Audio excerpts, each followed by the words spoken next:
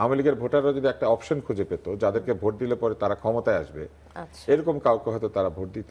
ত্রয়োদশ জাতীয় সংসদ নির্বাচন, বিএনপি ও জামাত ইসলামের প্রাপ্ত ভোটের ব্যবধান যদি আমরা একটু লক্ষ্য করি, যে 297 আসনের কেন্দ্রভিত্তিক বিস্তারিত ফলাফল বিশ্লেষণে দেখা গেছে ধানের শীষ প্রতীক নিয়ে প্রতিদ্বন্দ্বিতা করা বিএনপি প্রার্থীরা মোট 3,74,68,994 ভোট পেয়েছেন।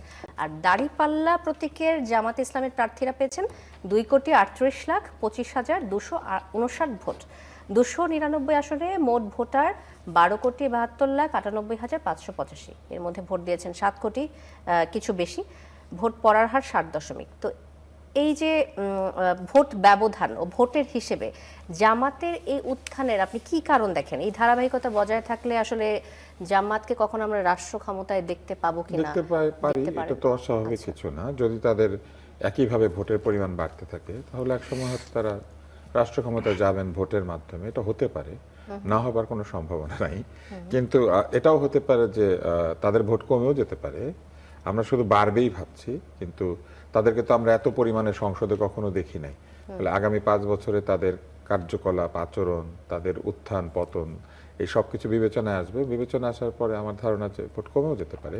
এই ভোটটা কিন্তু একটা অস্বাভাবিক পরিস্থিতির ভোট, যে পরিস্থিতিতে একটি বৃহৎ রাজনৈতিক দল এবং তাদের সমর্থকদের কোনো মার্কা এবং দল দুইটার কোনোটাই নাই, কিন্তু ভোটাররা আছেন। ফলে অস্বাভাবিক পরিস্থিতির ভোট দিয়ে আসলে ক্লাসিক্যালি আপনি নির্বাচনের ভোটের সংখ্যাকে ঠিক ব্যাখ্যা করতে পারবেন না। কেননা আমরা বলতে পারি না যে যারা ভোট দিয়েছেন তাদের মধ্যে কত পার্সেন্ট আওয়ামী লীগের ভোটার জামাতের বাক্সে দিয়েছেন আর কত পার্সেন্ট আওয়ামী লীগের ভোটার বিএনপির বাক্সে দিয়েছেন। আর এর মধ্যে এনসিপির ভোটও কিন্তু আছে। জেনজিদের যে ভোটটা তারা এনসিপির কাছ থেকে পেয়েছেন এই পরিমাণটা কিন্তু 3%-এর মতো। 4 কোটি তরুণ ভোটার, না 3% অফ যে ভোট কাস্ট হয়েছে তার মধ্যে অ্যাটলিস্ট 3% ভোটারের সংখ্যা হিসেবে। হ্যাঁ, মানে 7 কোটি ভোটের মধ্যে অন্তত 25-30 লক্ষ ভোট বা 40 লক্ষ ভোট এসেছে এনসিপির ভোটারদের কাছ থেকে।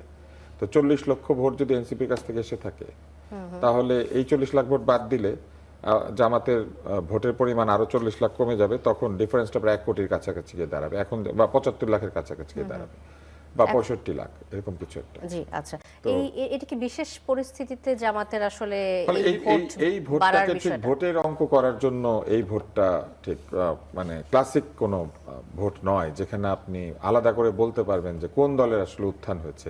কেননা এইখানে আওয়ামী লীগের বহু ভোটার বা বহু লোকজন তারা এলাকা ভিত্তিক নিরাপত্তা, তাদের ব্যবসা বাণিজ্যের নিরাপত্তা, তাদের সামনের দিনে কাজকর্ম করার সুযোগ, এই অনেক কিছু বিবেচনায় নিয়ে তারা এলাকা ভিত্তিক ভোট দিয়েছেন। কোথাও তারা জামাতকে ভোট দিয়েছেন, কোথাও তারা বিএনপিকে, অধিকাংশ ভোট বিএনপিকে দিয়েছেন বলে আমার মনে হয়। তো এই কারণেই এই ডিফারেন্সটা হয়েছে।